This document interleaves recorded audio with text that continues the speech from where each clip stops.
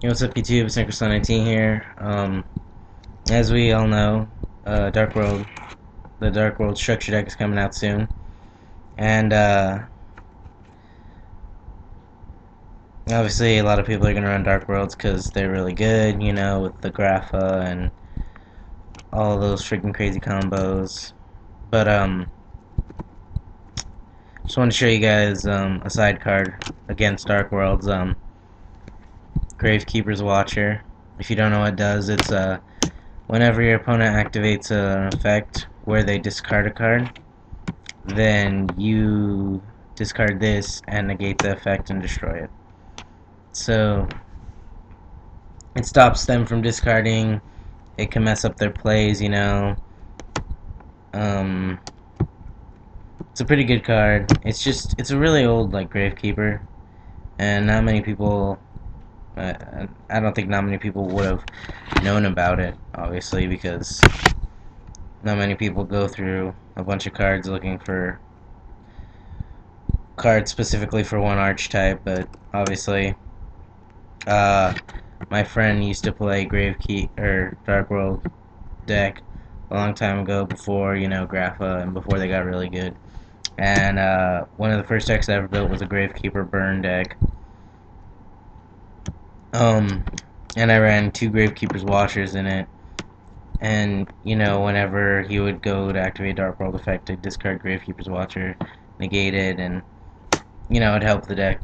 It helped slow down his deck, but I don't know how effective it's going to be now, just because I don't know too much about Dark World, the new Dark World cards.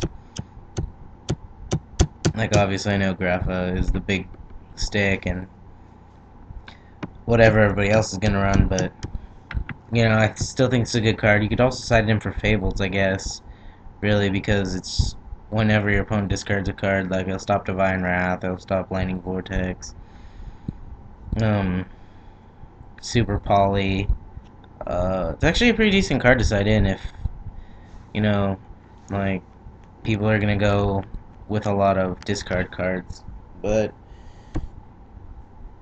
yeah, I just wanted to show you a quick tech. Then I'm gonna go to bed, because it's late and I'm tired.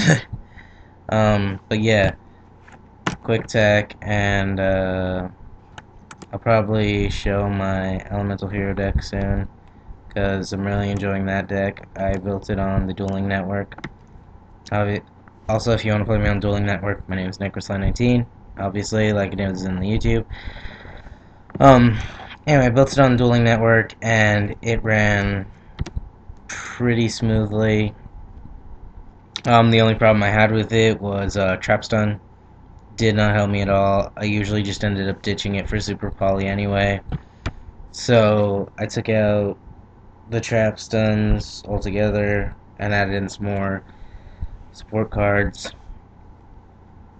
And yeah, one of my latest duels is I was on the ropes pretty much, and he dropped Lackluster Soldier, and I super polyed it for the Shining, and it was the greatest play ever. I ended up winning the duel because of it. It just really helped. Super Poly is a really good card. Knee heroes, and I think everyone should have run at least two. Sometimes it's not really always a dead draw. It can help in a lot of situations.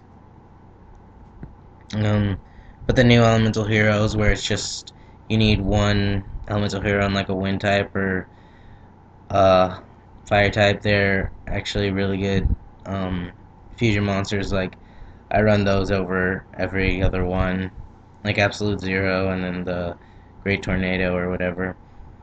Just like two of each of the attributes, and Super Poly helps, and then Polymerization, and it lets you go off a lot of plays. You know, you don't really have to run that many elemental heroes in the deck, but